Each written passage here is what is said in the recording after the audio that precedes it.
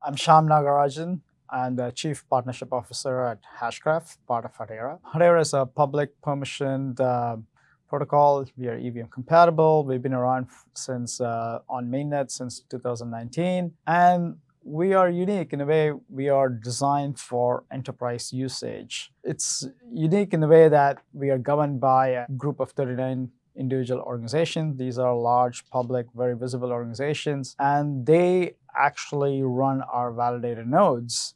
And in general, we are fast, we are fixed fee for all transactions, and we scale to 10,000 plus transactions per second.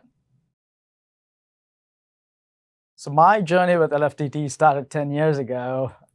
When it was not called LFDT, it used to be called Hyperledger Foundation. I was then with IBM. I was part of the original team that helped start the Hyperledger Foundation. It's been quite a journey. I recently joined Hedera in 2024 and chose to contribute our code base to LFDT under Project Hiero. When that occurred, I had the privilege of joining the governing board of LFDT, and since then, it's been quite a ride.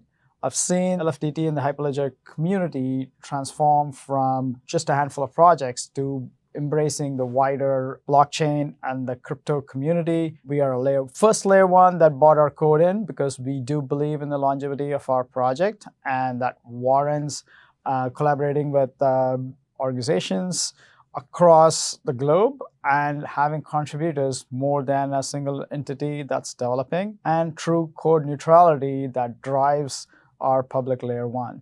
So the governing board has been very open, welcoming in our project. On top of it, the people on the board have incredible experience with governance of open source projects, so we're excited to be part of it.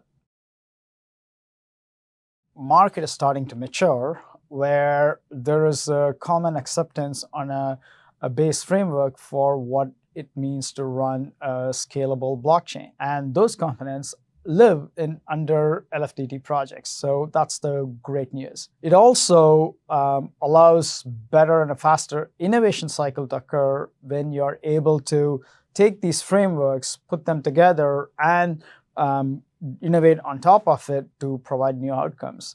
So from Hedera and Hiero's perspective, that's why we bought our code in. Now we are cross-collaborating with Besu, with AnonCreds, with projects in AI, and across the Linux Foundation. That is very exciting because the next level of growth is going to come from those areas. I think in general, people understand open source. In a way, they see it, the procurement organizations with large enterprises at least see it as a de-risking mechanism for choice of their vendors and the vendor code base. So when we say we are part of the LFDT organization, our code base is actually Project Hiero, they welcome that compared to a closed source organization. And I do think the fact that it is open source gives a certain level of confidence to these organizations that are adopting our technology to be part of that community, to one, make sure their voice gets heard, but also to contribute back their learnings into that community. So overall, it's been really good for Hedera and Hiero.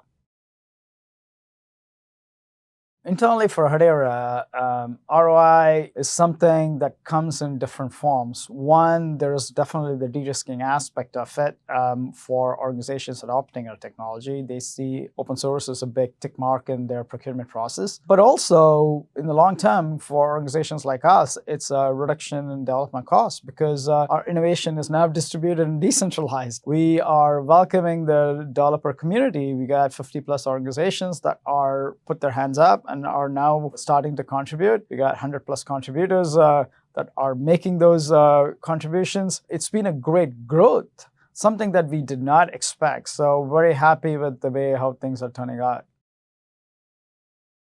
The way I try and tell everyone is that our code base is Project Hiero. So Project Hiero is a community code neutral place where all our organization, along with many other organizations, come together and agree on what we call as HIPs, which is Hiero Improvement Proposals, and that's voted in the TSC, which is the Technical Steering Committee, and they create the roadmap. And after they create the roadmap, that roadmap is technically evaluated for acceptance by the Hedera runtime protocol, and 90% of the time it's accepted one-to-one. But oftentimes there are some elements that the Hedera, because of its runtime adoption, may need some tweaking or changes, and they can choose to do that. So the governance process has been very, very effective because at the end of the day, the Technical Steering Committee uses the HIPS protocol to represent the community interests and vote on those interests and create these roadmaps. And these roadmaps then eventually get reflected in the runtime adoption at the Hedera Layer 1 protocol. Change has not been easy. It's been over a period of time, and there were tumbles that have occurred in the past. I think it's been a year and a half almost since we started on this process. Now we have gotten to a groove of know the process. The community knows the process. Hedera as an organization knows the process. And therefore, Handshake has been very well established. It wasn't so early days, and we had to work on it.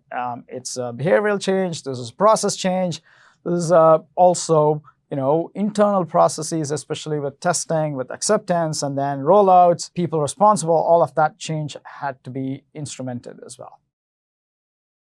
Summit has been phenomenal. I mean, I get to see my friends that I've been friends with for over 10 years, but more so, I'm thrilled to see the new projects, new ideas, and the talk about opening up new standards, specifications, all come together. I love the fact that it is Chatham House rules, which means you could be pretty open and talk to your peers about what's happening in the industry, what are your challenges, hear about their challenges, and figure out ways to collaborate. I think that promotes a certain kind of culture that builds trust among all our members. So really happy with the sessions and looking forward to doing more of these.